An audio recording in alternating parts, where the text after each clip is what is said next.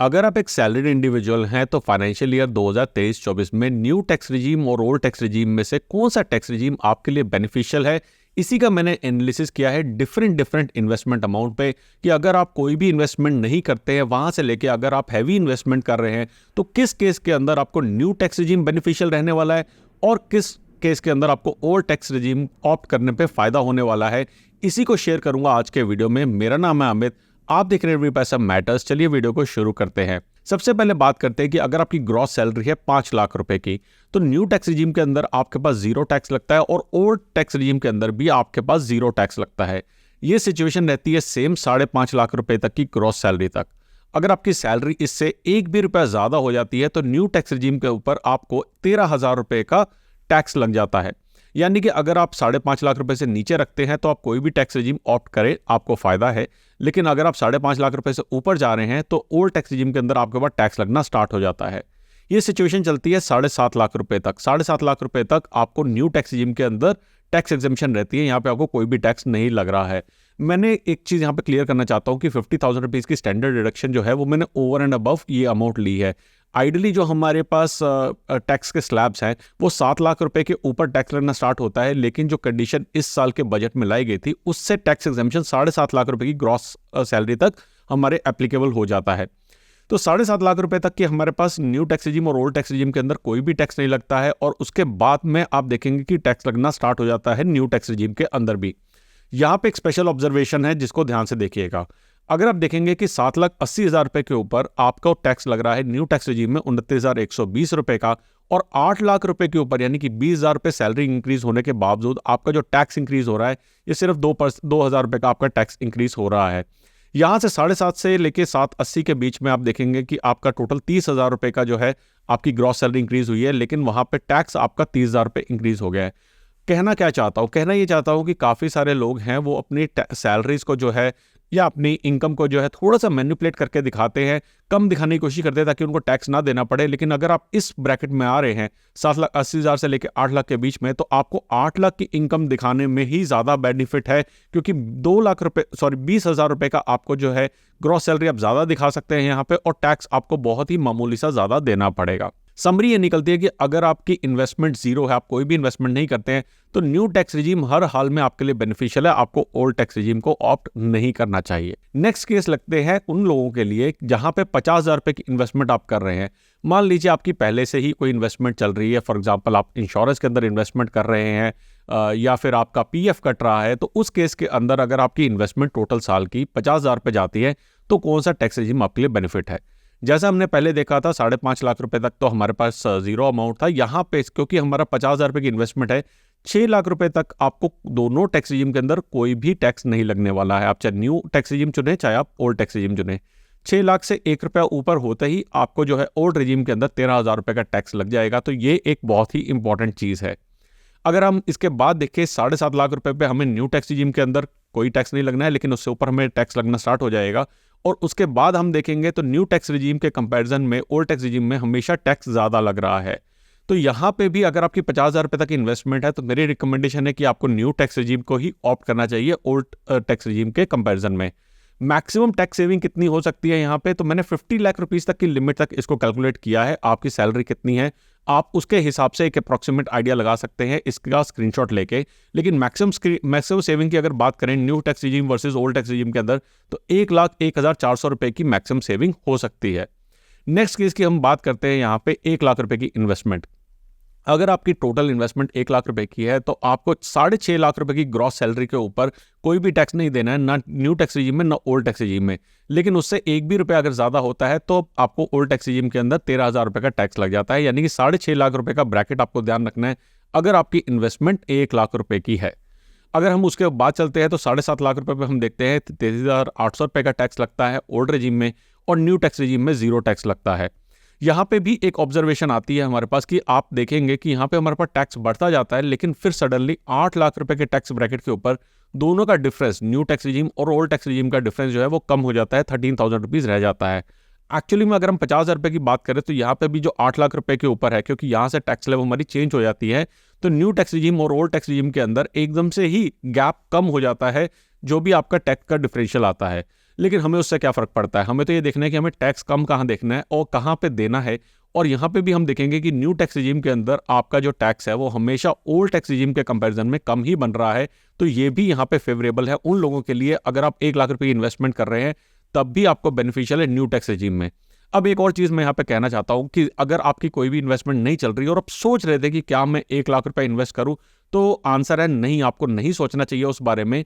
क्योंकि अगर आप देखेंगे कि ओल्ड रेजिम के अंदर आपके पास इन हैंड क्या पैसा रहेगा, आपने 1 लाख रुपए तो इन्वेस्ट कर दिया है, तो इन हैंड आपके पास सिर्फ 4 लाख रुपए आएगा, जबकि यहाँ पे आपके पास 5 लाख रुपए आ रहा है।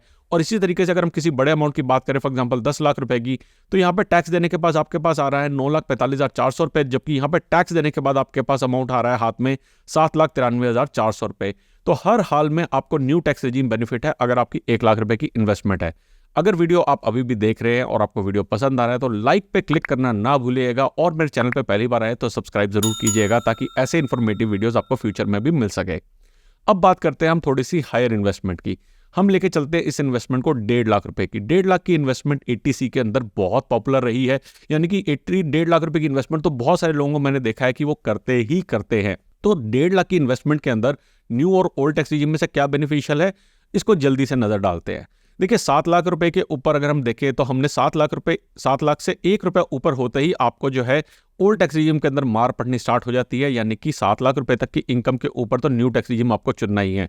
पहले मैंने आपको बताया था कि 7.5 लाख रुपए तक की न्यू टैक्स रेजिम के अंदर कोई भी टैक्स नहीं है, तो अगेन 7.5 लाख रुपए की इनकम है तो 1.5 लाख की इन्वेस्टमेंट आप भूल जाइए, आपको कोई लेना देना नहीं है उस केस के अंदर, और आपको by default new tax regime चुननी है। सिचुएशन इसके बाद थोड़ी सी चेंज हो जाती है कि अगर आपकी इनकम अप टू 7,77,775 रुपीज़ है। ऐसा मैंने क्यों लिया है, ऐसा इसलिए लिया है क्योंकि यहाँ पे जो आपका टैक्स का डिफरेंस है वो सिर्फ 291 रुपीज़ का रह जाता है। अगर आपने पहले ओल्ड टैक्स रेजिम ली हुई है और आप इस बार भी ओल्ड टैक्स रेजिम अपनाना चाहते हैं, तो इस अमाउंट के ऊपर आप ओल्ड टैक्स रेजिम अपनाते हैं तो सिर्फ आपको 291 रुपीज़ का ही टैक्स देना पड़ता है extra as compare to new tax regime. लेकिन मैं कहता हूं कोई भी पैसा देना क्यों है, बिकॉज एवरी पैसा मैटर्स। और मैक्सिमम अगर हम टैक्स की डिफरेंस की बात करें तो यहाँ पे 70,200 रुपीज़ का मैक्सिमम टैक्स डिफरेंस आता है न्यू टैक्स रेजिम और ओल्ड टैक्स रेजिम के बीच में।